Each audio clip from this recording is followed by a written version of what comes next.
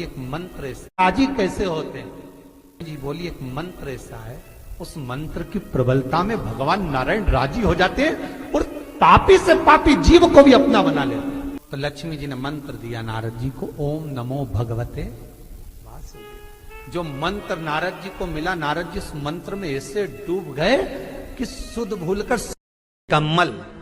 जब श्री बद्रीनाथ भगवान विश्राम करते हैं, पट जब बंद होते हैं, तो मेरे नारायण के हृदय से बाहर जो लक्ष्मी जी का मंदिर है, वहां से लक्ष्मी जी को लाकर हृदय से लगाया जाता है और भगवान को एक कमल पूरा घी में उसको लपेट कर, पूरे घृत में उसको लगाकर, गौ माता के घृत में उसको लगाकर नारायण को भगवान शिव का स्मरण कर कर लपेटा जाता है। भगवान नारायण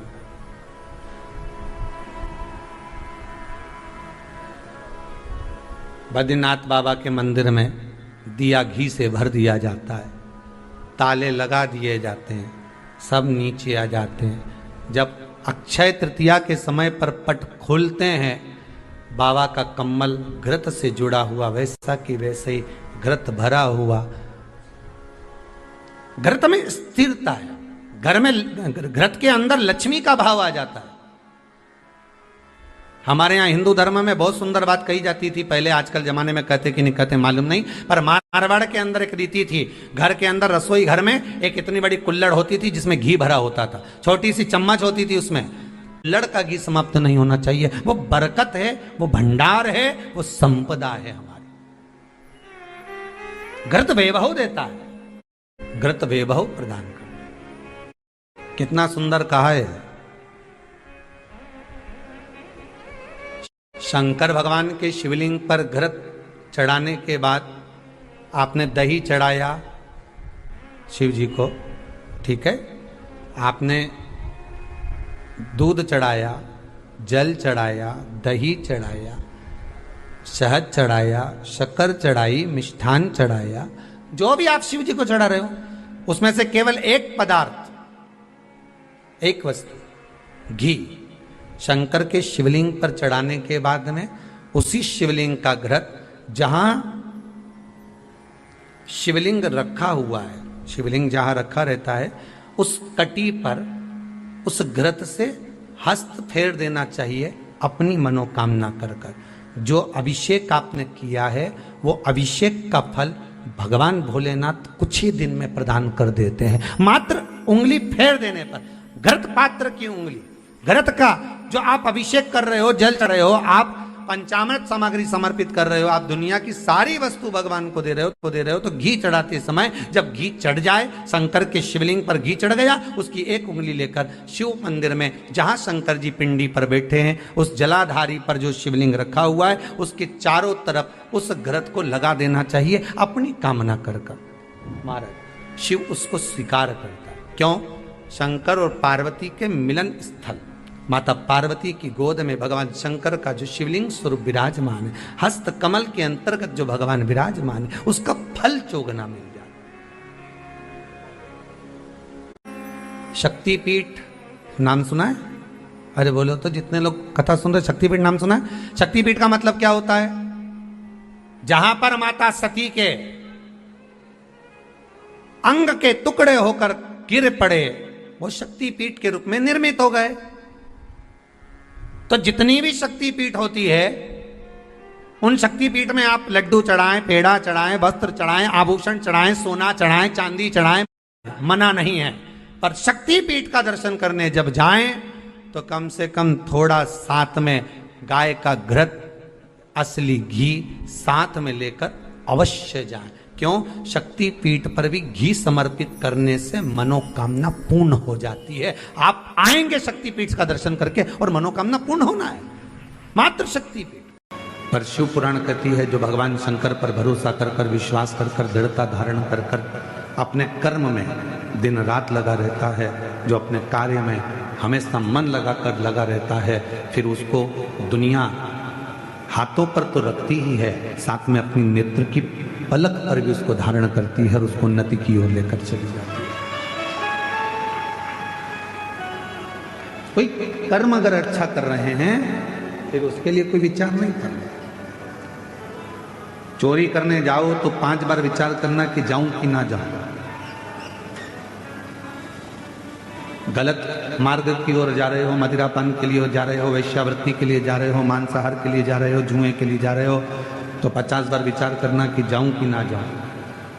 पर यदि अपने क्षेत्र में कभी भगवान का भजन हो रहा हो, शिव पुराण हो रही हो, यज्ञ हो रहा हो, अनुष्ठान हो रहा हो, सूचना मिल जाए कि शिव महापुराण की कथा बाबा कुबेर भंडारी के दरवाजे से चलकर कुबेरेश्वर धाम से अपने गांव तक पहुंची है, तो पहले काम छोड़कर सबसे पहले कुबेरेश्वर बाबा की इस पवित्र कथा को श्रवण करने के लिए अवश्य जाए।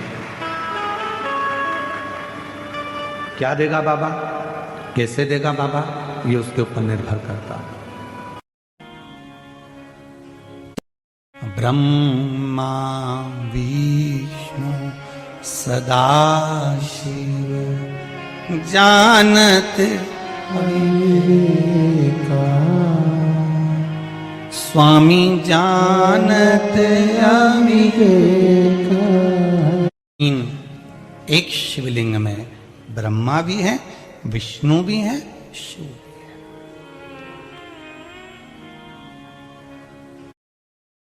आप अगर शंकर भगवान के शिवलिंग पर जल चढ़ा रहे हैं तो केवल शिव को नहीं चढ़ा रहे हैं अकेले, आप केवल शंकर भगवान को जल अकेला नहीं चढ़ा रहे हैं। आप अगर शिव को जल चढ़ा रहे हो तो ये तुम्हारे ध्यान में रहना चाहिए कि हम शंकर को नहीं, हम 33 कोटि देवताओं को जल समर्पित कर रहे हैं। हम केवल शंकर को नहीं, भगवान शंकर के 13 बच्चों को भी जल समर्पित कर रहे हैं। हम केवल शंकर को नहीं, मां जगत जननी जगदम्बा जगत धात्री मां दुर्गा भवानी को भी जल समर्पित कर रहे हैं। केवल एक शिव नहीं है। 3 ताली शिव जी के, और केवल 3 ताली आपने ही नहीं, भगवान शंकर ने अमरनाथ की गुफा में बैठकर पार्वती को जब अमर कथा सुनाई तो वहां भी शिव जी ने 3 ताली बजाई तो पक्षी उड़ गए, और एक तोते का अंडा कोटर में गिर गया था। उस तोते के अंडे में से तोते का बच्चा बाहर निकल गया था। उस तोते के बच्चे ने अमर कथा सुन ली थी। उस तोते का बच्चे का नाम ही शुभदेव हुआ था। जरा विचार करिए 3 ताली का प्रमाण कितना है जो शिव पूजन में बजाई जाती है, शंकर की आराधना में। कहा आपके पास बेलपत्र नहीं है, आपके पास जल नहीं है, आपके पास धतूरा नहीं है, शमी पत्र नहीं है, कुछ चढ़ाने के लिए फूल पंखड़ी नहीं है, कुछ मत दो, शिव मंदिर में जाओ 3 बार ताली का नाद करिए, शंकर प्रसन्न हो घरदानी भंडारा भर कर ही भेज देगा। आप दिल से कहो तो उसको, चित्त से कहिए, मन से। महाराज शृंगी ऋषि ने ताली का नाद करा, जल वृष्टि हुई। तुरंत रोम पद और वर्षणी ने विचार करा कि अपनी बेटी के लिए इससे अच्छा वर नहीं मिलेगा। बेटी शांता का विवाह शृंगी ऋषि के साथ कर दिया। बृहस्पतिश्वर महादेव काशी में विराजमान। कौन से महादेव, जम के बोलिए जरा। बृहस्पतिश्वर महादेव काशी में विराजमान है, जो अंगूठी में पुखराज नहीं पहन सकते, जिनकी भाग्य रेखा उल्टी चल रही हो, बृहस्पति चमक ही नहीं रहा हो, जिस काम में हाथ डालते हैं वो काम पूरा ही नहीं होता हो, तो एक बार काशी जाना, बृहस्पतिश्वर महादेव का स्पर्श करना, उनका अभिषेक पूजन करना, और उनका स्पर्श कर कर एक बेलपत्र ब्राह्मण देवता से मांग कर लेकर जाना कि इन बृहस्पतिश्वर महादेव से मुझे एक बेलपत्र दे दो। तुम्हें पुखराज पहना कि नहीं पहना, हीरा रतन माणिक पहना कि नहीं पहना, वो बेलपत्र इतना चमत्कार कर देगी कि जिंदगी में कभी संपदा की कमी आएगी ही नहीं। अगर बृहस्पति नहीं चमके तो बृहस्पतिश्वर महादेव, जहां पर बैठकर बृहस्पति भगवान ने शंकर भगवान की आराधना करी है, रोज गंगा जल जाना, गंगा जल लेकर आना, शिव जी की आराधना करना, एक शिवलिंग का निर्माण करा, उसकी आराधना में बृहस्पति भगवान डूब गए, उसकी आराधना में बृहस्पति महाराज निरंतर लगे रहे, और इतनी आराधना बृहस्पति महाराज ने करी, इतनी आराधना करी बृहस्पति महाराज ने कि शंकर भगवान सामने प्रकट हो गए। मांगो बृहस्पति, तुमको क्या चाहिए? कुछ नहीं, केवल आपका भजन। नाम रख दिया, तुम्हारा नाम बृहस्पति रहेगा। बृहस्पति भगवान का एक नाम बृहस्पति भी रख दिया, और तुम साधारण नहीं रहोगे, तुमने मेरी आराधना करी है तो देवताओं के गुरु बनकर विराजमान होगे। जब हम करते हैं, सौभाग्यवती नारियों को जब हम सुहागिलों को जब हम बुलाते हैं, मांग में सिंदूरा देते हैं, गोदी में चना और गुड़ डाल देते हैं उसके, तो ये चना गुड़ का महत्व क्या है? कभी सौभाग्यवती नारियों से या जितनी सुहागवती माताएं हैं, जो बुजुर्ग घर की माताएं हैं, उनसे पूछना कि ये सुहागिल जब हम करते हैं 11, 5, 7 बिठाते हैं, उनकी गोदी में चना और गुड़ जो हम डाल देते हैं, ये प्रसंग कहां का, ये प्रसंग का सार तत्व कहां से?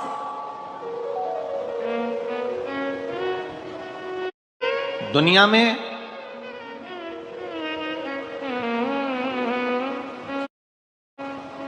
सब चीज में मिलावट हो सकती है, ऐसी कोई चीज नहीं जिसमें मिलावट नहीं हो। दुनिया में सब चीज में मिलावट हो सकती है, केवल एक चना और गुड़ ऐसा होता है जिसमें मिलावट का कोई काम नहीं होता है। गुड़ के अंदर खार हटाने के लिए, कालापन हटाने के लिए थोड़ा बहुत उसमें कुछ डाल सकते हैं, पर रहेगा वो गुड़ गन्ने का रस ही। गुड़ को साफ किया जा सकता है, गुड़ का पाउडर बनाया जा सकता है, गुड़ का पाउडर का डब्बा बनाया जा सकता है, गुड़ की बड़ी ढेली बनाई जा सकती है, गुड़ की छोटी ढेली बनाई जा सकती है, गुड़ की और छोटी ढेली, पर रहेगा वो गुड़ ही।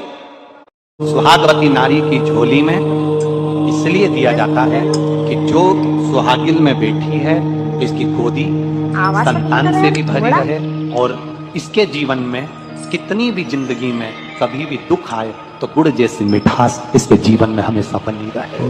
मंथन के समय पर विष निकला, विष के पहले 5 गौ माता प्रकट। विष निकलने के पहले 5 गायों का प्रागट्य।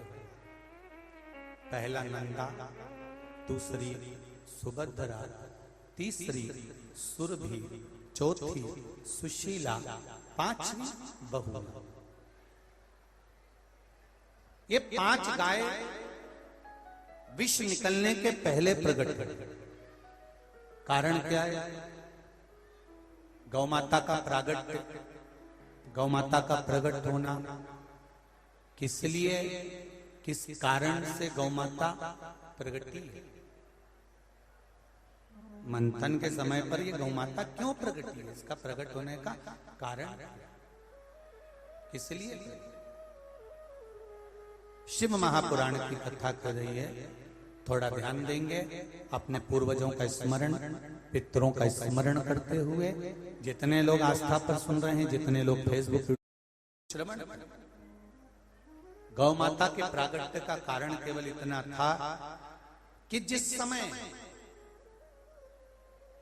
संपूर्ण ब्रह्मांड, संपूर्ण संसार जब विषयों से घिरा रहे, उस समय पर मात्र गौ माता के शरीर का एक रोम मृत्यु लोक के जीवों का कल्याण करता है। कितना? केवल एक रोम, केवल एक रोम जीवों का कल्याण करता है, केवल एक। और जब एक रोम जीवों का कल्याण करने वाला होता है, एक रोम भगवान की भक्ति को धारण करने वाला होता है, तब उस समय पर गौ माता, जिस समय पर विष निकला, और विष निकला और इतना भयंकर हलाहल विष, जरा विचार करिए, इतना हलाहल विष जिसको देखकर देवता भी घबरा रहे थे, देवता भी पीने को तैयार नहीं थे। सारे देवताओं के पास में विष गया, पर देवताओं ने नहीं पिया। आखिरी में सारे देव उस विष को लेकर तुरंत देवाधिदेव महादेव के पास पहुंच गए और शिव जी के पास पहुंचकर कहा कि बाबा, ये विष आया है, आप पी लीजिए। शंकर कौन? घर के सबसे बड़े। शिव कौन? घर के देव, अधिदेव, महादेव। जो घर की ठंडी रोटी, घर का ठंडा खाना, घर का ठंडा भोजन, किसके हिस्से में आता है? जो घर का बड़ा हुआ उसके हिस्से में। माता लक्ष्मी एक बार भगवान विष्णु से प्रश्न करी है कि ये सारा ठाट भगवान नारायण आपको बैकुंठ का राज्य कैसे मिला? आप बैकुंठ के अधिपति कैसे बने? आपको ये बैकुंठ कैसे प्राप्त हुआ?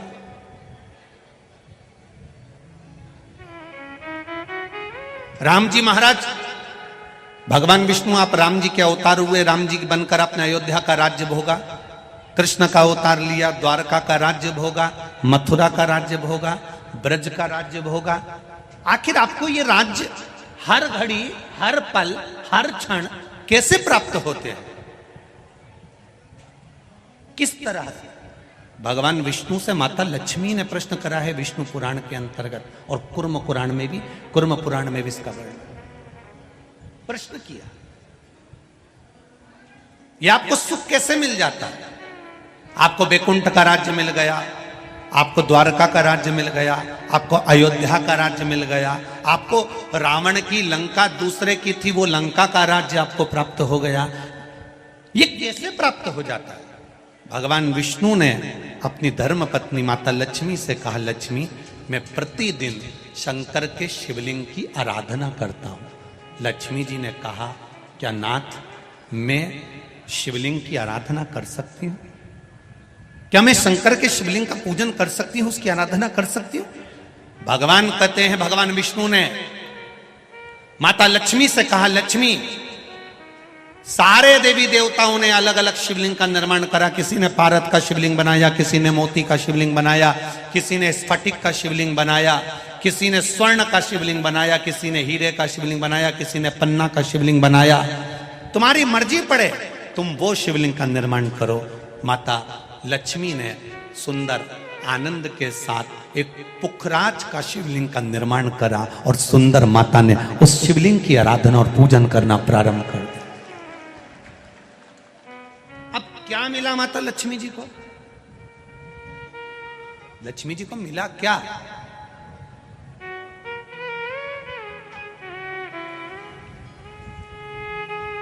क्या प्राप्त हुआ माता लक्ष्मी जी?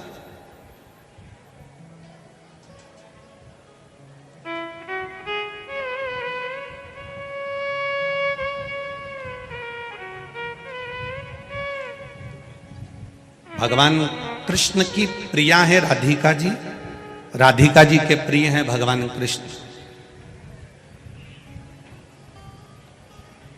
राम जी को बीच में कुब्जा भी मिली, सुपनखा भी मिली, पर मेरे नारायण को बहुत कुछ प्राप्त हुआ, पर आज भी लक्ष्मी जी को क्या मिला है? तो कहा, लक्ष्मी तुम किस चीज के लिए शिव जी की आराधना कर रही हो? लक्ष्मी जी कहती हैं, बस आपके चरण की सेवा मुझे दिन रात मिले। नारायण कहते हैं, मैं तो भगवान शिव के सेवा में लगा रहता हूं और आप मेरे चरण की सेवा मांग रही हो? तो मेरे चरण की सेवा ऐसे नहीं मिल सकती। कोई देगा तो वो देवाधिदेव महादेव ही दे सकते। घोर तप माता लक्ष्मी ने करना प्रारंभ करा। शिवलिंग का स्नान कराती, शंकर भगवान का अभिषेक करती, शंकर भगवान की पूजन करती, शिव जी का सुंदर आनंद से श्रृंगार करती। मेरे देवाधिदेव महादेव, मेरे काल अधिपति महाकाल राजा, मेरे विश्वनाथ भगवान स्वयं उस शिवलिंग में से प्रकट होकर बोले, लक्ष्मी तुम्हें क्या चाहिए? लक्ष्मी जी कहती हैं, प्रभु आपने मेरा विवाह नारायण के साथ तो कर दिया, पर नारायण दिन रात आपकी सेवा में लगे रहते हैं, तो उनके चरण मुझे नहीं मिल पाते। शंकर भगवान ने कहा, मैं वचन देता हूं लक्ष्मी, तू नारायण के चरणों में सदा विराजमान मिलेगी।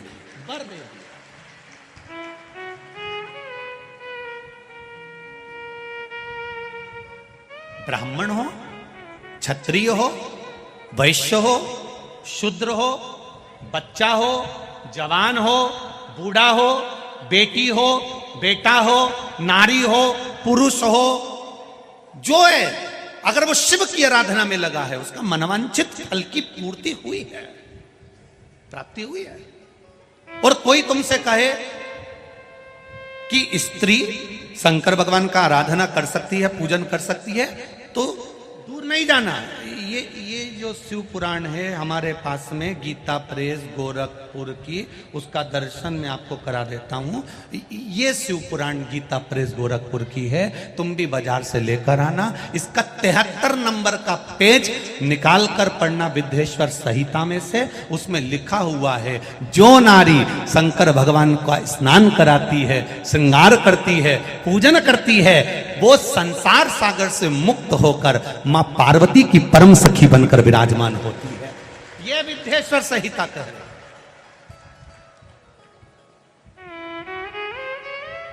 और इसी शिव महापुराण का 73वें नंबर का पेज पढ़ने के बाद में 75 नंबर पेज को पढ़ना विद्येश्वर संहिता का। उसमें लिखा है, जो शंकर भगवान को जल चढ़ाकर उस जल का आचमन करता है, वो 3 ताप से दूर हो जाता है। ये मेरा निवेदन है आस्था चैनल वालों से।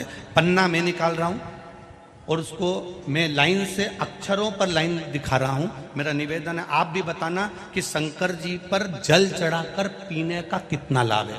प्रश्न नंबर 75।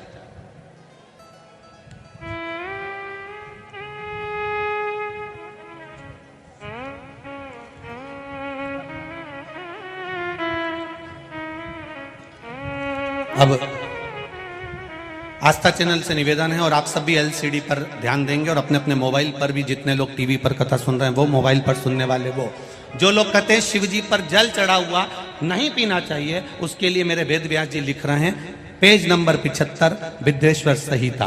ध्यान रखिएगा, जो मनुष्य, उंगली पर ध्यान देंगे जो टीवी पर चल रही है, जो मनुष्य शिवलिंग को विधि पूर्वक स्नान कराकर उस स्नान के जल का 3 बार आचमन करता है, उसके कायिक, वाचिक और मानसिक तीनों प्रकार के पाप शीघ्र नष्ट हो जाते हैं। ये शिव पुराण। अब शंकर भगवान के शिवलिंग पर चढ़ा हुआ नैवेद्य, शंकर भगवान के शिवलिंग पर चढ़ा हुआ प्रसाद खा सकते हैं कि नहीं खा सकते? कोई कहता है महाराज जी स्वान की योनि हो जाएगी, कुत्ता बन जाओगे, कोई कहेगा ये बन जाओगे, कोई कहेगा वो बन जाओगे। अब उसको पढ़िए, पेज नंबर 75 शिव महापुराण विद्येश्वर संहिता। मेरी उंगली चल रही, वहां पर ध्यान देना। भगवान शिव का नैवेद्य अग्रह है। इस भगवान भावना को मन से निकाल दें कि शिव जी का चढ़ा हुआ प्रसाद नहीं खाया जाता, ये भावना मन से निकालें। शिव के नैवेद्य को देख लेने मात्र से भी सारे पाप दूर हो जाते हैं, खाने की तो बात ही दूसरी है। अब क्या लिखा है अगली लाइन, उसको खा लेने पर तो करोड़ों पुण्य अपने भीतर आ जाते हैं। आए हुए शिव नैवेद्य को, जो शंकर का प्रसाद है, शिव जी पे चढ़ा हुआ नैवेद्य है, अगर वो आपके सामने आ जाए, उसको सिर झुकाकर प्रसन्नता पूर्वक खा लेना चाहिए। जो शंकर के चढ़े हुए नैवेद्य को ये कह देता है कि थोड़ी देर से खाऊंगा, वो पाप में लिप्त होता चले जाता है। यहां तक उसका वर्णन किया, वो मनुष्य पाप में बंध जाता है। इसलिए शंकर को चढ़ा हुआ नैवेद्य, भगवान का बस केवल नैवेद्य का दर्शन ही हो जाए तो जीव कोटि कोटि पुण्य प्राप्त कर लेता है। वो शिव तत्व।